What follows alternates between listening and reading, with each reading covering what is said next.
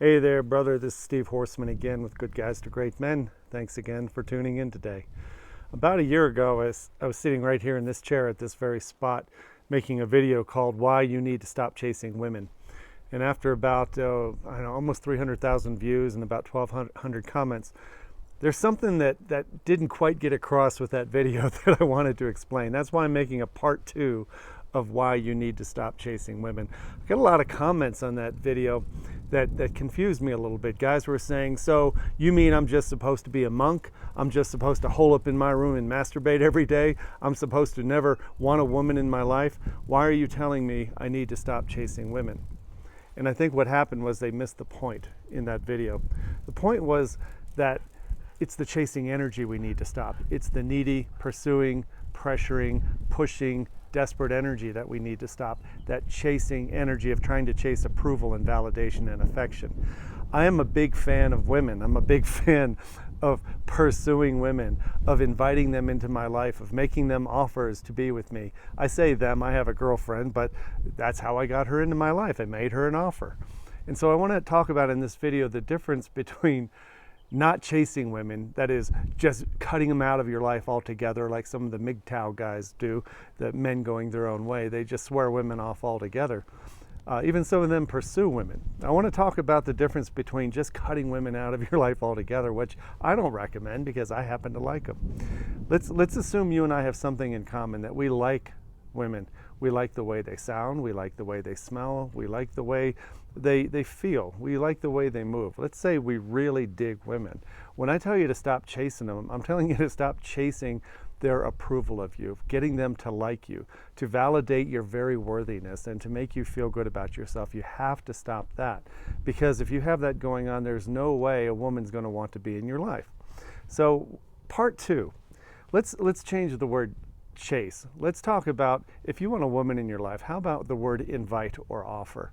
What would it sound like if you were to make an offer to a woman that wasn't pursuing her or begging or pleading, but just an offer for her to enter your life at that level of connection and intimacy and conversation? What would that sound like?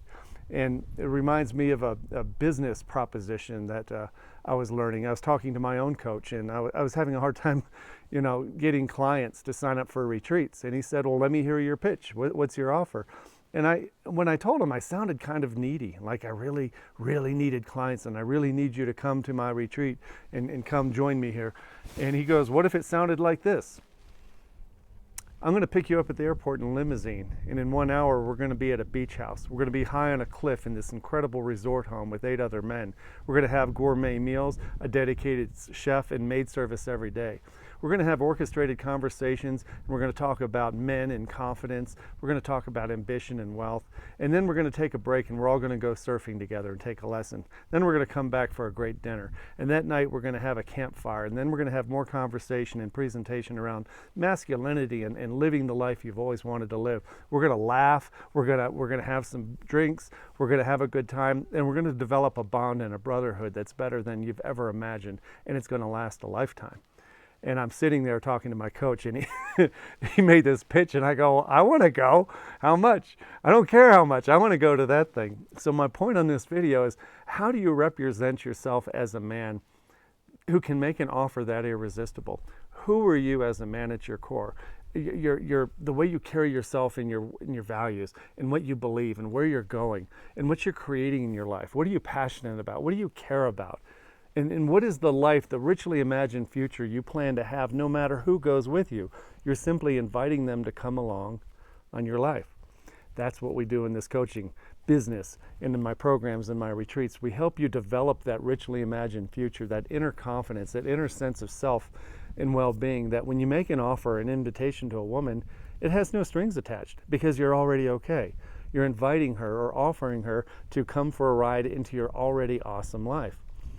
And the opposite of that is pleading or chasing a woman to enter your life when you feel empty, when you feel lonely, when you feel invalidated, or you feel discouraged or disappointed. All those things that we have in our bodies.